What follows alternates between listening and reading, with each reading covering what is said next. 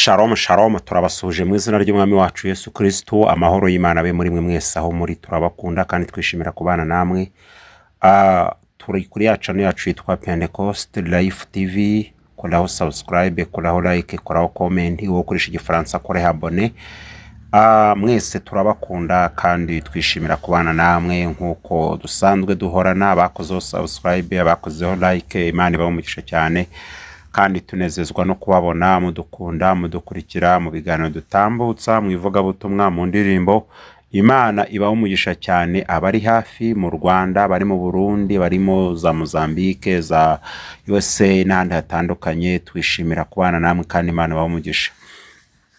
Uyu munsi tugarutse ku nkuru n'ubundi zirimo ziracicikana muri gospel, zirimo ziravugwa hano mu gihugu cyacu cy'u Rwanda, kandi inkuru z'akababaro, inkuru itanijeje abantu benshi. Umuvandimwe wacu Gogo cyangwa Gogorioze nk'uko babyita witabye Imana. Bamwe bakavuga ati se uyu muvandimwe azize iki, yaba yarari iki, se baramoroze, se yarwaye ryari, se yafashwe cyari. Nk'uko mwabibonye mu bitangazamakuru bitandukanye, yararwaye kandi arwara mu buryo busa nkaho butunguranye. Ntabwo ari indwara yamaranye igihe, si indwara yamaranye umwaka cyangwa imyaka ibiri, ni indwara yaje iratungurana. kandi iyo ndwara ngombwa ko nyine bamujyana ku bitaro, birangira yitabye Imana. Abantu benshi bababaye kandi abantu benshi barababaye, natwe ubwacu turababaye. Bakongera bakabihuza n'umundi muhanzi witabye Imana mu minsi yatambutse, bakunda kwita ngo Dore Imbogo. Bakabata hari bamwe nabonye bandika ngo shobora ngo kuba ari ibitambo, ngo abandi ngo ari ibiki. Nta wabigemeza, nta n'uwabihakana, ariko icyo tuzi cyo nuko Imana niyishyiraho umunsi umuntu adashobora kurenza. Aho uri hose ubihuza n'ibyo, kabihuza n'urupfu rw'uwo Dore Imbogo, oya, ntabwo dukwiye guhuza urupfu rw'umuntu n'undi. Umuntu wese afite igihe azapfira, afite n'umunsi azapfa, afite n'ikizamwica. Natwe tuvuga ejo tuzataha, nawe ubivuga ejo uzataha, ariko byavuzwe, byahwihishijwe. Bamwe bavuga ati nta muhanzi uzamuka akiri mutoya muri by'iki n'ibiki, ngo akaboneka ku social media, ku ma YouTube, ngo abantu birangira mutanzeho igitambo, ngo bamwe ngo agapfa. Bamwe bavuze ati Dore Imbogo yaraje aravuga, baramukoresha, bamujyana hirya, bamujyana hino, ariko ngo mu nyuma bamutanga igitambo nk'uko bamwe babivuze. Bamwe bagiye batangira kubivuga, ariko nagira mbabwire ngo ibyo bintu byose muvuga, ibintu utahagazeho, inkuru utazi, inkuru uticayeho, inkuru utabonye, ikintu utafitiye gihamya, nagusaba kugira ngo ujye utuza, nagusaba kugira ngo utuze, kuko bishobora guteza umwuka mubi muri sosiyete, bishobora guteza umwuka mubi muri rubanda, bishobora guteza umwuka mubi mu bantu bari bashyigikiye cyangwa bakundaga uwo muntu, bishobora guhagurutsa abantu, gutuma abantu batazongera kugirira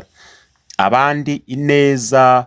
Nk'uko urabona hari abavandimwe bagiye bashyigikira abahanzi kugira ngo bazamuke, bagere ku kigero bamenyekanamo, babashe guhagarara mu gitaramo, babashe gutumirwa, babashe kugira ute, ariko kubw'ubuntu bw'Imana, Imana yabishima igihe cyabo cyashyika ikabacyura. Ari ibyo, hari n'abandi bagiye bashyigikira, bagiye bazamura impano zabo, bikarangira batageze kure. Ibyo rero ntabwo twabirebaho ko byagenze. Ni nayo mpamvu bitari byiza guhagarara ku maguru yawe abiri ngo uvuge ngo runaka nonaka bamutanzeho ibitambo. Ese ko hari abandi bahanzi bagiye bazamuka kandi bazamuye na ba bantu n'ubundi, kuki nta batanzeho ibitambo? Ibyo rero ndi umwe mu bantu badashyigikira ko abantu bashobora guhuza inkuru, bashobora gukora inkuru zisebya, zisenya, zihagurutsa abandi bantu, kuko ibyo zose, izo nkuru ushobora guteza imivurungano muri sosiyete. Umuntu ashobora kurwara, umuntu ashobora kugira impanuka, umuntu ashobora gutungurana ntanarware tubare nk'urugero, umuntu ashobora kugira stroke bitewe n'umunaniro, umuntu ashobora kwikubita hasi bitewe n'ibibazo runaka by'umutima. Ibyo byose ni ibintu bisanzwe muri sosiyete. Ariko byo kuvuga ngo Dore Imbogo ngo bamutanzeho igitambo, ngo bamugize ute, ngo none na Gogo wari uzamutse nawe byagenze uko, oya. Ntabwo dukwiye guhuza ibintu by'urupfu rw'umuntu n'urundi. iyo icyakuramutse ufite ibimenyetso, niyo mpamvu dufite inzego z'umutekano, niyo mpamvu dufite inzego z'ubuzima, niyo mpamvu dufite uburyo bwinshi umuntu yanyuzamo igitekerezo cye. Hari amasosho mediya, hari andi wakandika ukatanga ayo makuru, waba ahagaze muri ibyo bintu byose akabibazwa. Ariko mu kigaragara ni uko Gogo yarwaye, dore imbogo yararwaye, bagerageje gukora ibishoboka byose, abashoboye kubageraho bakavuzwa, igihe cyabo cyagera Imana bishimye ko bagenda nyine bakagenda. Bibaye ibyo rero, ejo mwazanatinya ko n'uwo bafasha, bazanatinya ko bigenda ute, cyane ko nk'uyu Gogo ahantu yarari, mu maboko yararimo, yari amaboko y'abantu dusa nk'aho tuzi abantu benshi. Uyu muvandimwe wamufashaga, uyu muvandimwe wamushakiraga ibitaramo, ni umuntu uzwi kandi uzwi mu bintu bya gospel, n'umuryango we wose bari mu bintu by'iyobokamana, bari mu bintu by'ivugabutumwa, nta bintu bindi byo hanze, ibyo by'ibitambo n'ibiki ntabyo bigeze bagira, cyane ko n'ababyeyi bababyara ari abashumba. Mvuga rero kugira ngo igitumye nkora iki kiganiro ni uburyo kugira ngo nongere ngarure imitima y'abantu. Nanjye nasinzira uri gukora iki kiganiro, nawe wanditse aya magambo wasinzira, n'abandi bafite izo komenti zimeze gutyo bapfa. Gupfa ni ibintu bisanzwe, ahubwo ikibazo wakibaza ngo wowe upfuye usize iyihe nkuru, wowe upfuye usize ikihe kiganiro, wowe upfuye usize ayahe mateka. Uyu mwana w'umukobwa Gogo yaragerageje mu myaka y'30 n'inga yari afite, yakoze uko yari ashoboye, mu minsi mike yaragize amahirwe yo guhagarara mu ruhame, yarakoze iby'Imana imukoresha by'imbaraga, kandi icyo mushimira yagerageje kuba intwari mu biganiro agiye agira. Hari abagiye bagerageza kumukoresha ibiganiro, se byagenda gute, hari abantu bageze babigenza gutya na gutya, akagerageza kubereka neza ko Imana yabanye nawe, Imana yakomeje kumurinda, akagenda agaragaza ko Imana yagiye imushyigikira, Imana yagiye mu ubuzima, Imana yagiye mu uburinzi, Imana yagiye imuhagararaho. Kandi ikindi mushimira, yagerageje kujya aganira neza. Hari abantu burya baganira ku bw'amateka n'ibikomere by'ubuzima banyuzemo, ugasanga ari aho bifuriza nabi, usanga ari babwira abantu nabi, baravuga ibintu by'umujinya. Ariko uyu mwana w'umukobwa yagerageza kuganira kandi agashyiramo n'ubwenge. Abantu nubwo bagerageje, batangiye kumubona nk'umuntu, agitangira nk'umuntu udafite icyo afite, ariko wabonaga ko Imana yari izamuye impano zimuri we.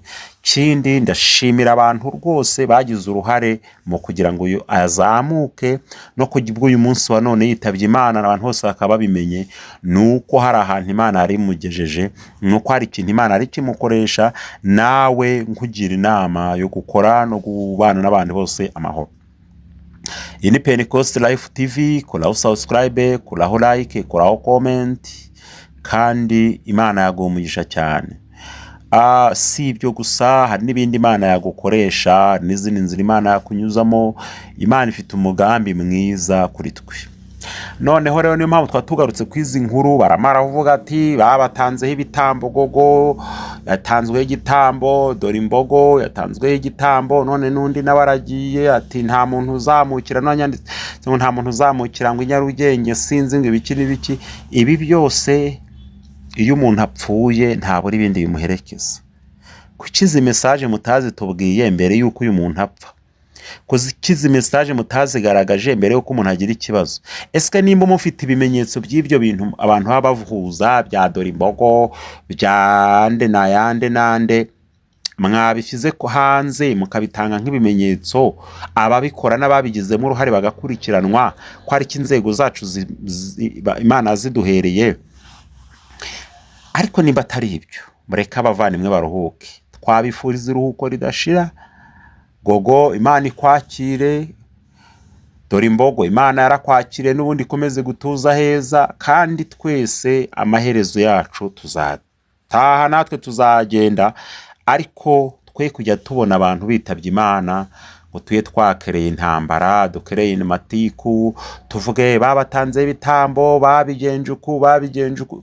Ibyo bitambo muvuga babitangiye, bahawe iki? Babitanga bari bafite iki? Babitanga bari wowe se ubivuga wari uri, wabibwiwe n'iki? ninde wabikumenyesheje? Warasenze urabyerekwa, wajyanye no bagiye kubitamba, babiteguye uhari, ninde waguhaye ayo makuru? Nimba uyafite yatanga, ariko nimba utayafite ceceka. Igihe cy'umuntu nimba cyageze cyageze, nimba igihe cyo gutaha k'umuntu cyageze cyageze. Nimba uyafite yatanga, bakurikirana abo bantu, banamenye n'icyo bagendereye, bamenye n'itsinda bakorana naryo, bamenye n'inyungu babikuramo. Ariko nimba nta makuru yandi yisumbuye ufite, nshuti yanjye gabanya intambara. Nshuti yanjye rekireho, twifuriza abo bose iruhuko ridashira. Iri Pentecost Life TV, koraho subscribe, koraho like. Imana iguhe umugisha cyane. Shalom shalom.